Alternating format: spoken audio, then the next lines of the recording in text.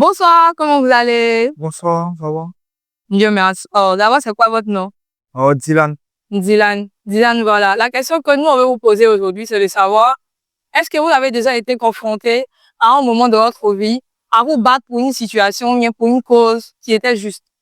Tout seul, en fait. Bon, non, ça m'est jamais arrivé, mais j'étais pas tout seul que je me suis battu Tu vois. pour une cause bien précise. Bon, c'est quoi la cause, si vous voulez bien la partager?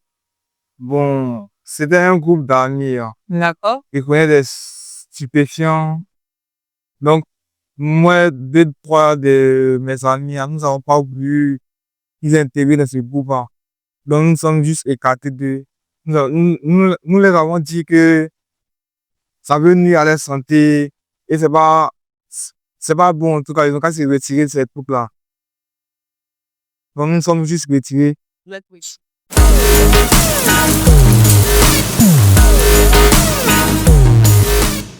Alors, nous sommes de retour. On a visionné ensemble l'élément vidéo et on se rend compte que les gens ne font pas toujours preuve de courage. C'est pas évident, hein. Ouais. C'est pas évident au quotidien.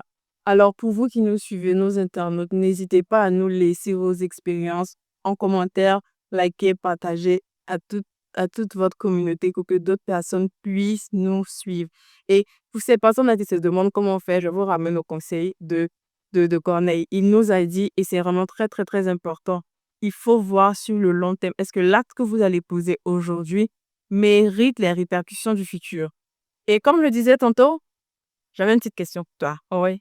Moi, je veux savoir, quand tes amis sont revenus, on va dire quand vous êtes revus après l'incident, déjà, est-ce que finalement, après ton refus, qu'ils ont effectivement décidé de partir percer les pneus du professeur? Oui, la bêtise a été commise. Il dit que c'était quelque chose qui était arrêté depuis longtemps et tout. Et puis, on se dit que bon, comme ce sont les bêtises de la fin d'année et tout, les mains sur le compte même de la forêt, souvent, les vacances, les vacances. Voilà, donc c'est passé. Ok, maintenant, Abdali, ok, à ton niveau, quelles étaient les réactions vis-à-vis de toi? Comment les gens se sont comportés avec toi après? Après, quand il y a une décision d'ensemble qui se prend et tout, il y a un fonctionnement, il y a une mentalité, en fait, quand tu marches dans un groupe. Donc, quand tu décides de ne plus adhérer, en fait, à cette mentalité-là, forcément, il y a des répercussions. Il y a des critiques, il y a des commentaires qui se font, que tu le veuilles ou non. Et ce qui fait le plus mal, c'est que ça forcément de ce groupe d'amis-là, ça sort. Et il y a des surnoms qu'on te donne. Chacun te voit comme il veut et puis faites de la traite. Genre, bon, Mathieu, c'est la fille du prof, tu veux faire jeu. Voilà. C'était pas vraiment évident et tout, vu que c'est ce groupe d'amis-là. Je ne pouvais plus, en fait, être partie de ce groupe d'amis-là, alors que c'était des gens avec qui j'avais commencé depuis la 6e et tout. Il y avait une histoire entre nous. Mais juste, oui, histoire de je rabolis et tout, participer à votre plat. Il y a eu cette amitié-là C'est ça, ok, je vois tout. Ouais, est-ce qu'il en a été de même pour toi, Corneille? Non, pas vraiment. Qu'est-ce qui s'est passé à ton niveau? Pour moi, sur le long terme, il y a eu comme, on va dire, réconciliation. Ouais, pour moi, c'était plutôt particulier. En fait, juste après l'événement, ça ne se fait pas instantanément. On va dire que dans les instants qui ont suivi, c'est vrai, ils m'ont boudé peu de temps. Mais après, les autres m'ont pris pour modèle. Ok. Ils m'ont pris pour modèle. Le coach commençait par me confier certaines choses à cause du sérieux que j'avais impliqué. J'étais plutôt focalisé sur un objectif que je voulais atteindre. Donc, ça a créé comme une sorte de sérieux, de dévotion pour la chose. Donc, les autres m'ont pris pour modèle, le coach aussi. Après, ce sont ces mêmes personnes-là qui sont revenues peu après tenir des propos assez amicaux. Comme quoi, qu'est-ce qu'on apprend aujourd'hui? Quand le prof n'est pas là, Corneille, qu'est-ce qu'on fait aujourd'hui? Commence par quoi aujourd'hui? Des choses comme ça qui, je ne pouvais même pas penser que ça allait venir d'eux. Donc, c'est-à-dire que suite à cette décision mature que tu as eue, quand on est courageuse, Oui, ce sont les personnes qui t'incitaient à poser ce acte-là qui t'ont hissé oui. au rang de leader, même du groupe, Voilà, justement. contre toute attente. C'est exactement ça. Ok. Honnêtement, je ne m'attendais même pas à ça. Et finalement, c'est bien fini pour moi. Euh, Après, ce sont ces mêmes, ça n'a pas détruit forcément notre amitié. Au contraire, ça nous a plutôt rapprochés. Voilà. Et après, si je commence par dire, aujourd'hui, pour cet entraînement-là, personne ne bouge. C'est drôle, mais Il y a comme quelque chose qui les empêche de bouger. Mais après, bon, faut pas être orgueilleux, sinon qu'on reste à sa place. Faut faire attention. C'est ça aussi. Les Ivoiriens et l'humilité, ça fait pas toujours très, très bon ménage. Alors, vous voyez que mon Corneille, il a pu activer, j'espère, le mot humilité dans les faits. Non, c'est activé. OK. Et aujourd'hui, en fait, la décision qu'il a eu à prendre, on va dire un peu dommage, contrairement à Laetitia, il n'y a pas eu, avec Laetitia, cette compréhension de la part de ses amis et tout. Mais dans le cas de Corneille, il y a eu quand même des réactions positives par la suite parce qu'ils se sont rendus compte de la bêtise, on dira ça ainsi, de l'action qu'ils ont voulu poser. Et c'est cela, en fait. C'est ce qui nous aide, en fait, à nous dire, ah, j'ai pas mal fait. J'ai pas mal fait. Ouais. Mais Laetitia, c'est vrai que tes amis qui voulaient faire la blague avec toi n'ont pas été, on va dire, ils se sont pas remis en question. Mais en dehors de, quelle a été éventuellement, s'il y en a eu, la réaction des autres personnes autour de toi? Bon, forcément, je me dis que quand on décide de prendre le bon chemin, on décide de faire de bons choix.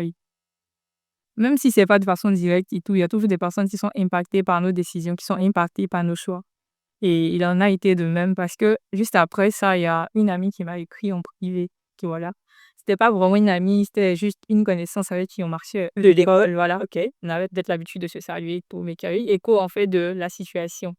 Et lorsqu'elle m'a écrit, elle m'a envoyé un message privé en me disant, merci Laetitia, vraiment ta décision, elle a été source de motivation pour moi parce que je me trouvais quasiment dans la même situation. Et le fait de t'avoir vu, en fait, d'avoir entendu, en fait, cette décision que tu as prise, le fait de t'avoir vu, en fait, prendre, sinon défendre la bonne cause, rester sur le droit chemin, ça m'a poussé moi aussi à pouvoir faire le bon choix.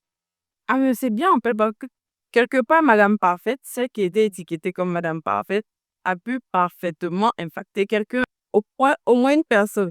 Ah oui. Au moins, ok, ça a quand même joué quelque part, ça a pesé dans la balance même. Oui. Ah, mais donc, c'est que j'espère au moins que je ne regrette pas. Non, je ne peux pas regretter. Peut-être que les amis se marrer, tout ça. Dans les débuts, ça fait mal. C'est quand Ce qui te fait mal, c'est quoi? C'est le fait que tu n'aies pas fait te marrer comme eux, ou bien c'est le fait d'avoir perdu en griffe tes années? si c'est le fait d'avoir perdu maintenant. Parce que rire, on peut rire à tout moment. On n'a pas forcément de tort, en fait. On n'a pas forcément de faire une gaffe ou de causer du tort à quelqu'un, en fait, pour être heureux. Voilà, on a l'habitude de marcher ensemble, de jouer et tout. Et ce sont des trucs qui nous font rire. Donc, c'est pas forcément que parce qu'on est un groupe d'amis, on est obligé, en fait, de faire des bêtises pour être heureux. Voilà, donc, ça fait mal de perdre ses amis, sachant que ce sont des amis de longue date. Mais c'est meilleur, en fait, de choisir la bonne part, de faire ce qui est juste, de faire, qui est au mot. Ouais, ok. Alors, on se rend compte que c'est un truc anodin. C'est un truc anodin et comme on appelle ça, c'est pas forcément quelque chose qu'on pourrait qualifier de grandiose du genre. Ils ont voulu faire une bêtise, j'ai dit non, j'ai pas voulu participer à une blague. Mais les répercussions, je me rappelle d'une émission en fait, et si je ne me trompe pas, j'avais Corneille pour invité, qui a expliqué comment le simple fait de se moquer d'une personne en fait avait pu blesser quelqu'un. Si à l'époque il avait eu ce courage là pour réagir, Ouais. ça nous aurait aidé, ça nous aurait évité l'incident de la tristesse de cette personne. Ok, maintenant, tout ça c'est bien beau. On a eu le courage de dire non, tout ça. Mais quand même, on est quelque part, peut-être pas, toi, tu ne l'as pas trop senti, mais peut-être un peu au début, on est exclu d'un groupe. Ah oui. On se sent exclu, on se sent rejeté. Comment faire face? Comment réagir? Comment vivre ce? Parce que souvent, il y a des personnes qui ont du mal lorsqu'elles sont pas entourées, lorsqu'il n'y a pas ce sentiment d'appartenance. Comment réagir en fait? Déjà, toi, quand on est? Dans ce petit laps de temps où il m'avait abandonné, je... comment est-ce que j'ai pu faire pour m'en sortir? J'ai gardé carrément mes regards sur l'objectif que je voulais atteindre. Justement, c'est le seul confort qu'on a après. Parce que ça fait toujours mal, comme elle a dit, de perdre des gens qui te sont chers. Tout à fait. Mais c'est pour un objectif en fait que moi je l'ai fait. Je me dis, si je pars là-bas et que je perds la faveur de mon entraîneur, je fais tellement de choses que j'avais prévues. Donc, c'est pas la peine. Donc, à ces personnes-là, garder les yeux sur l'objectif, ça va te conforter forcément. Et surtout quand tu suis après que ça, la décision que tu viens de prendre te conduit tout droit vers ce que tu avais prévu, vers l'objectif que tu t'étais fixé. Ça te conforte immédiatement. Vraiment, c'est loin ce que je le dis. Ok, d'abord. Donc, en fait, vous prenez une balance et puis vous pesez l'acte d'aujourd'hui, le plaisir que ça va procurer. Oui. Et puis, comment je vais dire ça, mais on va dire les répercussions, l'objectif, ce genre de choses. Ce qui pèse devant toi, en tout cas, plus lourd dans la balance, tu fais. C'est ce que tu penses. Ok, franchement. Maintenant, Laetitia, imaginons un cas de figure pour une personne qui n'a pas, en fait, pu faire preuve de courage et qui a cédé. Cette personne-là, qu'est-ce que tu peux lui dire, en fait, aujourd'hui? Pour une personne qui a eu peut-être une proposition comme cette, comme la tienne, n'importe quelle proposition, mais qui n'a pas pu faire preuve de courage et qui a cédé. Que lui dirais-tu? En vrai, comme on le disait un peu plus tôt, c'est pas vraiment facile de faire le bon choix. Parce que le bon choix est relatif par rapport à la personne qui doit commettre, en fait. Tu dois prendre la décision. Voilà. Mais ce que je peux lui dire, c'est que c'est pas parce que tu as commis une erreur aujourd'hui que tu dois continuer, en fait, sur cette voler. Tu peux encore te ressaisir, tu peux encore sortir de ce lot-là. Tu n'es pas obligé de faire comme les autres pour être heureux. Je suis désolée.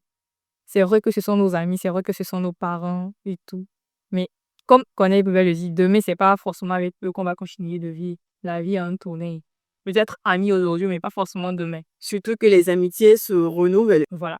Peut-être amis aujourd'hui, mais pas forcément demain. Et si demain, t'es pas mon camarade, j'imagine peut-être. Tu diras que tu as tes relations et tout, mais dans le cas de figure du pneu, imagine quand il y a un problème demain, toi, tu as tes relations, moi, j'ai pas forcément de relations.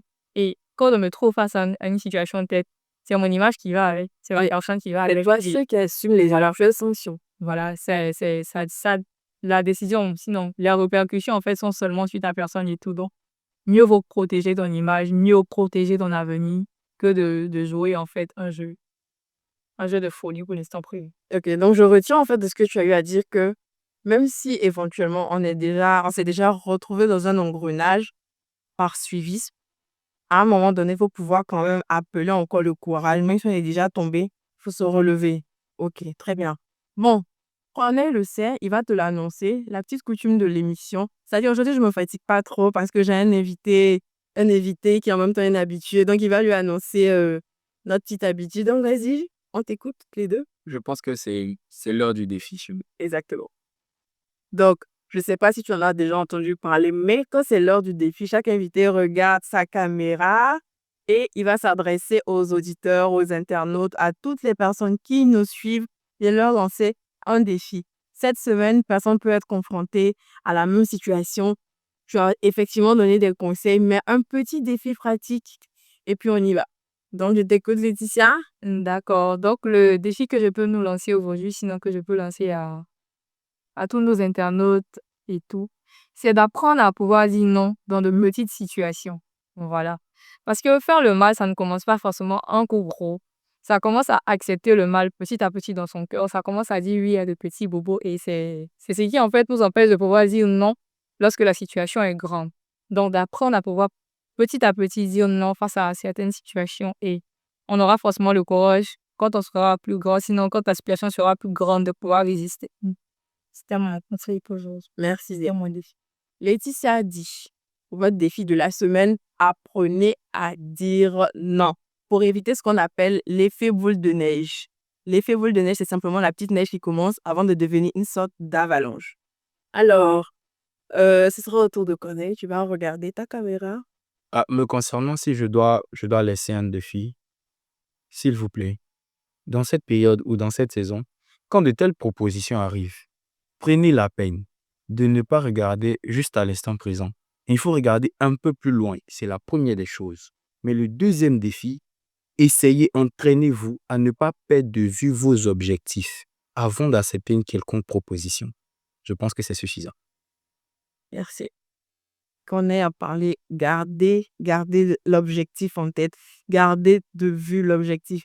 Et là, aujourd'hui, nous vous avons présenté, de petites situations à l'école, au club et tout. Cependant, on peut se retrouver dans des situations beaucoup plus lourdes. Ça peut être, par exemple, une proposition d'une très forte somme d'argent. Mais là, est-ce que vous allez pouvoir avoir le courage de dire non devant 25 millions, s'il le faut? Est-ce que vous allez vous souvenir de l'objectif, comme il a dit? Est-ce que vous allez savoir que demain, je ne veux plus marcher avec la personne, c'est pas grave, je peux dire non? Et les situations varient en fonction du cadre dans lequel vous vous trouvez. tout ce que nous pouvons vous dire. Je pense que mes invités du jour seront d'accord avec moi.